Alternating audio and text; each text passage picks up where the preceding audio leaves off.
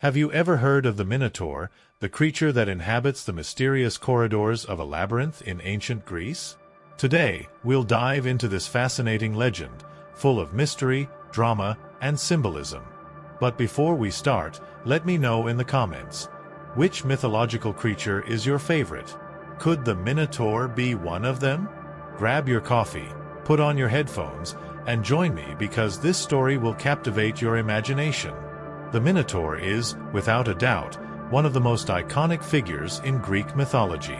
He is described as a creature with the strong muscular body of a man but with the head of a bull, complete with imposing horns and eyes that emanated a mix of fury and sadness.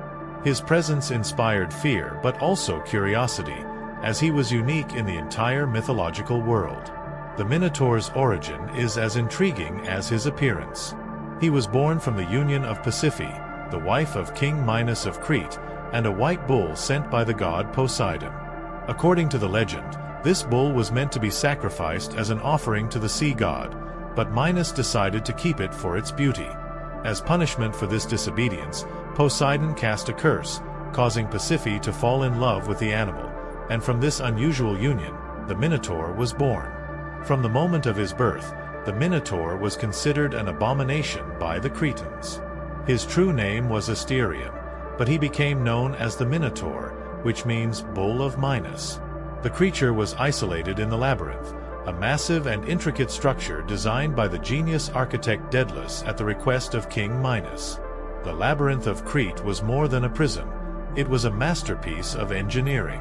It was constructed in such a way that no one who entered could find their way out. This place was not only the Minotaur's dwelling but also his trap, a physical representation of chaos and mystery. The Minotaur's diet was one of the darkest aspects of the legend. Every 9 years, 7 young men and 7 young women from Athens were sent as a tribute to be devoured by the creature. This practice was a form of punishment that Minos imposed on the Athenians after the death of his son Androgeus. But, as with every great myth, this one also has its hero. Theseus, the prince of Athens, volunteered to be one of the tributes, but his intentions were clear: to kill the Minotaur and end the suffering of the Athenian people. This decision marked the beginning of one of the most thrilling adventures in Greek mythology. Before entering the labyrinth, Theseus received help from Ariadne, King Minos' daughter. She gave him a ball of thread, known as Ariadne's thread, so he could mark his path back and not get lost. This small but crucial assistance was decisive for his mission's success. Inside the labyrinth, Theseus faced darkness, confusing corridors, and finally, the fearsome Minotaur. The confrontation between the two was described as an intense battle, with the hero using all his strength and cunning to defeat the creature. After killing the Minotaur, Theseus followed Ariadne's thread and managed to escape the labyrinth, bringing the other tributes with him. This heroic act not only freed Athens from the cruel tribute but also solidified Theseus as one of the greatest heroes of ancient Greece. The legend of the Minotaur is much more than a simple story of hero and villain. It offers reflections on human nature, the limits of morality, and the consequences of divine and human actions. The labyrinth, for example, is often interpreted as a metaphor for life's challenges and complexities. From a historical perspective, the legend of the Minotaur may have roots in Crete's religious traditions.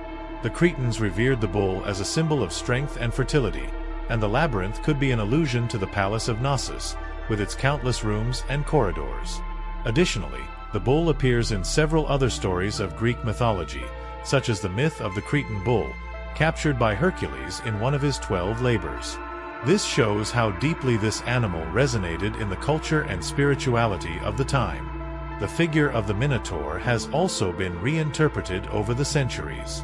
In literature, art, and cinema, he appears both as a monster to be feared and as a tragic creature, imprisoned by his own existence. In psychology, the labyrinth and the Minotaur are used as symbols to explore the human unconscious. The Minotaur may represent the fears and primal instincts we carry, while the labyrinth symbolizes the process of self-discovery and overcoming those fears. Even as a figure from ancient mythology, the Minotaur remains relevant today. His story reminds us of the importance of facing our challenges, even when they seem impossible, and of seeking help when needed, just as Theseus did with Ariadne.